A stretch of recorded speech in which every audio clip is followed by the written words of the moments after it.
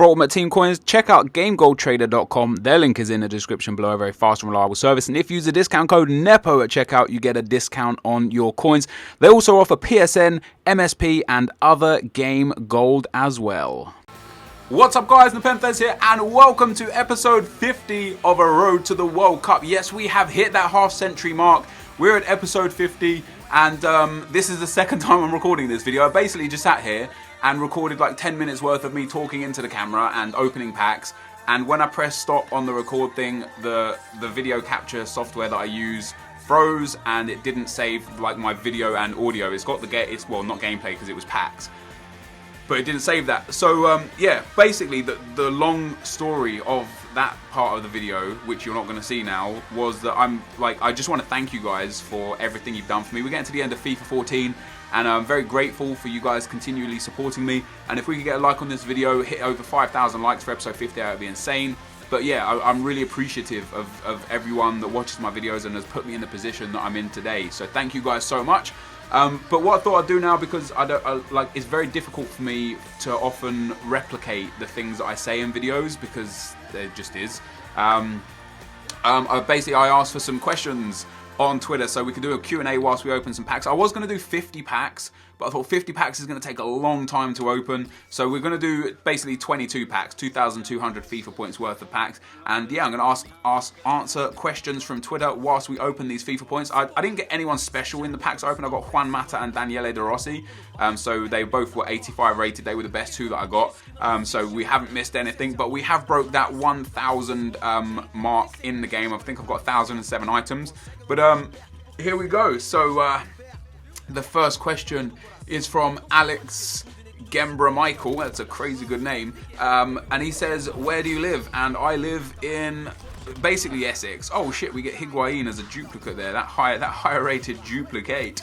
Yeah, I live in Ilford, basically. That's the area I live right now, but I'm going to be moving hopefully soon. It depends on a few things to come in. I was supposed to move, actually, you guys wanted to hear why I didn't move. I was supposed to move like about a month ago, and we'd found a house. Like, we were going to rent out my house, and well, because I own this house I'm in now, and we were going to rent for a couple of years because my girlfriend's pregnant, and we wanted to be closer to her mum's house.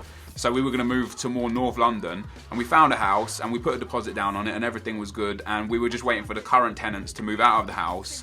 And then out of nowhere, the guy that owns that house said that he decided he wanted to sell it. So we no longer could have moved into that house, which was a pain in the ass because we'd been waiting months anyway. And then like a week later, he said he actually doesn't want to sell it, he wants to rent it to us, but the people that live in there haven't found somewhere new to move to yet. Oh shit, we get 3 players there, that's what's up. Yeah, they haven't found anywhere new to move to, so we were waiting for them. And now he's put the house back on the market. So like, the way the housing market works is there's really nothing left that's a decent price and good value for money right now. So I'm basically waiting to find out if I can move into this house or if I'm going to stay where I am for another year. So yeah, but where I live is right there. So the next question is from Assam Usman, and he asks, is the baby going to be a guy or a girl? So we actually got the results last week sometime, and it's going to be a girl. Well, it's like a 90% chance it's going to be a girl because apparently they can never be perfectly sure. But yeah, so I'm going to be having a girl. So yay, it's scary. God, I think a boy would have been easier to handle, me being a man obviously and having a boy. A girl is like, it's going to be difficult, isn't it? Because babies are difficult. I don't know, it's going to be an experience, that's for sure. Next question we've got is from Safe. He says, what's the favorite part of being a YouTuber? There's a lot of really good parts to being a YouTuber. There's a lot of positives, and despite what viewers may think, and not just me specifically, but in general as a YouTubers, there's also a lot of negatives to being a YouTuber. But I'd say the best thing about being a YouTuber is the people that I get to talk to and meet. Like, not only other YouTubers, because a lot of my best friends in life right now are other YouTubers that I've met through YouTube, but also just being able to talk to you guys every day, whether it be through Twitter or through YouTube. It's awesome. It's awesome that we get to talk to so many people. and get to meet so many different people and help and be helped by different people. I think for me that's the most rewarding part of the whole thing. So yeah, I'd say that. But obviously another bonus of being a YouTuber is that you get to do, you're your own boss. Like I don't have to go to bed at a certain time. I don't have to get up at a certain time. If I want to have a day off, I can just have a day off. If I want to have a week off, I could just have a week off. Like there's so many, like in that sense, oh wow, we get Giroud and Draxler there.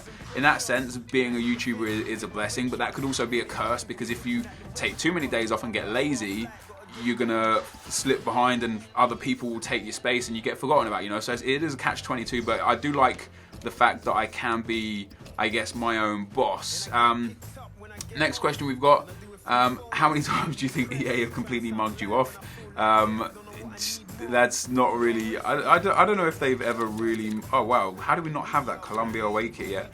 I don't think, like, I don't know, man. EA, they try to, I know a lot of the staff at EA, and they try to do the best job they can, and sometimes things are out of their control and they still get the flack for it. But yeah, I don't really want to talk negatively about EA, that's for sure. Callum Snook says, how long have you been doing YouTube? I've been doing YouTube since around 2010. But I've been doing it full time since July 2013. So I've been doing it as like a full-time job for about a year or so, maybe a little bit more than a year, I guess. The Quiet One says, will anyone overtake Bale in the most expensive transfers ever, and who will it be? Well, yeah, they will. I couldn't possibly tell you who it would be, but they will most definitely take over Bale, because it's just the way football's working. Like 15, 20 years ago, the most expensive transfer was probably like 7 or 8 million. Then Zidane went for like 50 million, and then Bale, what was it, like, I can't even remember how much it was. It was a substantial amount. Ronaldo and 80 million. It's a lot of money. Like, it's a lot of money. But it will, like, the way the sport and the industry is going, how money driven it is, there will be a bigger transfer. I literally have no idea who it will be, though. It's impossible. Do you think that Henderson is better than Di Maria? Absolutely not. Who will be better on FIFA 15 for playing, Ibra or Ronaldo? Well, first of all, that depends on your style of play. Ibra's card in FIFA 15 looks unreal, like literally unreal.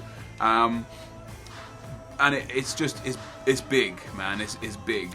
Like Ibra, that physical, the shooting, the dribbling.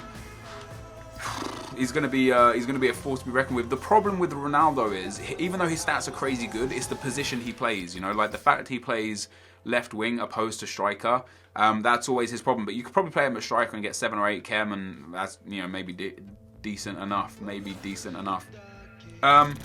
We get Lars says, how many Eredivisie clubs do you know? Oh, we get an 84 rated David Villa. That's what I'm saying. I mean, like right now, it's hard to list them off the top of my head, because I'm trying to concentrate on the video and etc, etc. But yeah, like I bet a lot on the Eredivisie. So whilst I couldn't list them off right now, I'd probably be able to name around 8, maybe to 12 of the Eredivisie league clubs. So yeah. What War Same says, if you could sign any player from a rival club, who would it be and why? That's interesting. Because first of all, what defines a rival club? Are we talking about North London rivals? Are we talking about just Premiership rivals? Like, what would a rival club be? But I would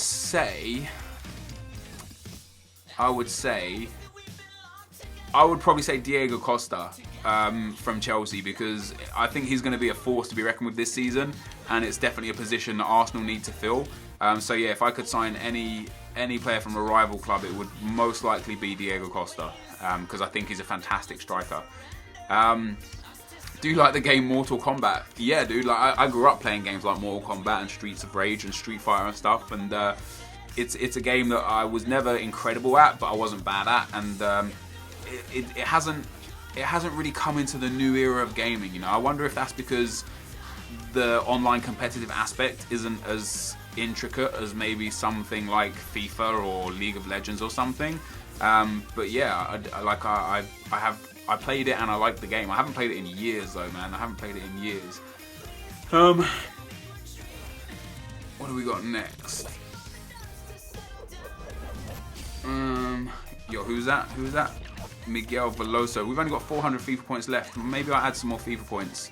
so that we can get some more players, because we're up to 1,026 items though, man. We're getting close. So how do you plan on taking over the world? Imagine if you wanted to take over the world. What would you guys do to take over the world? If you had, I guess this is kind of a counterproductive question, because let me ask the question first. But if you had like infinite resources, how would you take over the world? However, the reason why that's a counterproductive question is because if you had infinite resources, you essentially would own the world. But yeah, put in the comment section what you would do to influence the world to the point where they looked at you as the god, you know, the one. So yeah, what is your view on ISIS and what is currently going on in Iraq? I try not to talk about politics in videos because it just offends too many people, unfortunately.